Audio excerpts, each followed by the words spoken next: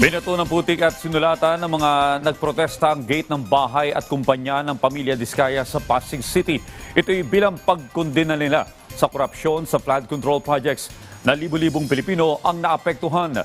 Si Gab Villegas sa detalye. Ito ang galit na sigaw ng rallyista sa tapat ng compound ng St. Gerard Construction na pagmamay-ari ng pamilya Diskaya sa Pasig City. Ang mga militanteng grupo ay biktima umano ng mga pagbahang nangyari sa bansa. Sabay-sabay rin nilang kinalampag ang gate ng gusali kasabay ng pagsigaw ng magnanakaw. Tinadtad rin ng grupo ng spray paint ang gusali at isinulat sa mismong logo ng kumpanya ang salitang kurap at kurakot. Panawagan nila na dapat managot ang mga kontraktor na sangkot sa mga maanumalyang flood control project gaya ng mga Diskaya. Galit sila dahil nilostay umano ng mga Diskaya at iba pang kurakot na opisyal ang pera na dapat taong bayan ang makikinabang. Gusto natin ipakita doon yung mismong galit natin sa kanila na tayo, habang tayo ay nilulubog sa baha at putik, sila lumulubog naman sila sa pera na ninakaw nila sa mamamayan.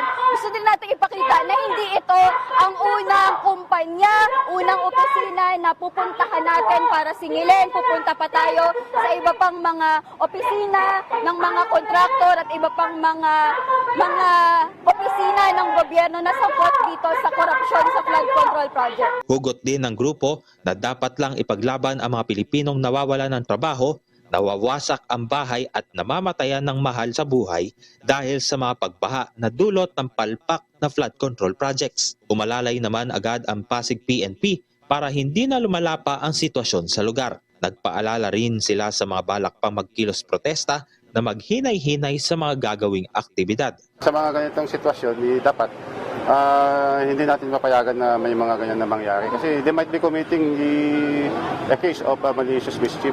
With them, they will be the one to coordinate with us, then we will assist them. Ayon sa abogado ng mga Diskaya na si Attorney Cornelio Samaniego III, nakatakda sila magsampa ng kasong kriminal laban sa mga namato ng putik sa compound ng mga Diskaya. Hindi po dapat palagpasin yung mga ganitong eksena rito na nakaka-istorbo na sila sa community. Malaya naman po silang magganyan, magprotesta.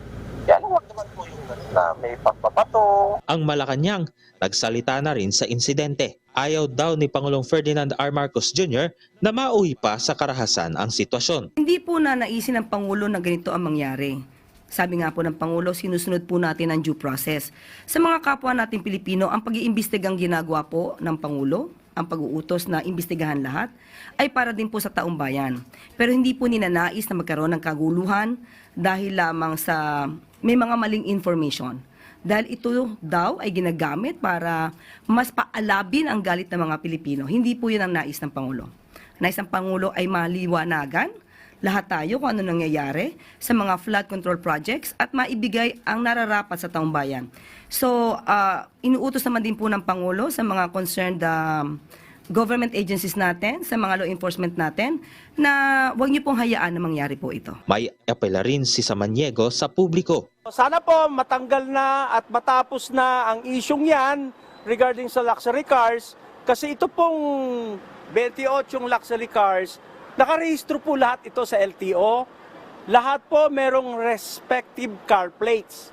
So hindi po magkakaroon ng plaka yan kung hindi po nakarehistro sa LTO po. Kinumpirma ni Bureau of Customs Commissioner Ariel Nepomuceno na hawak na nila ang lahat ng 28 luxury cars ng mga Diskaya. Ayon kay Nepomuceno, nakausap niya ang abogado ng mga Diskaya at kusa nilang sinorender sa ahensya ang mga sasakyan. Nakatakdang pumunta si Nepomuceno sa St. Gerard Construction para tignan ang mga high-end cars. Gab Villegas para sa Pambansang TV sa Bagong Pilipinas.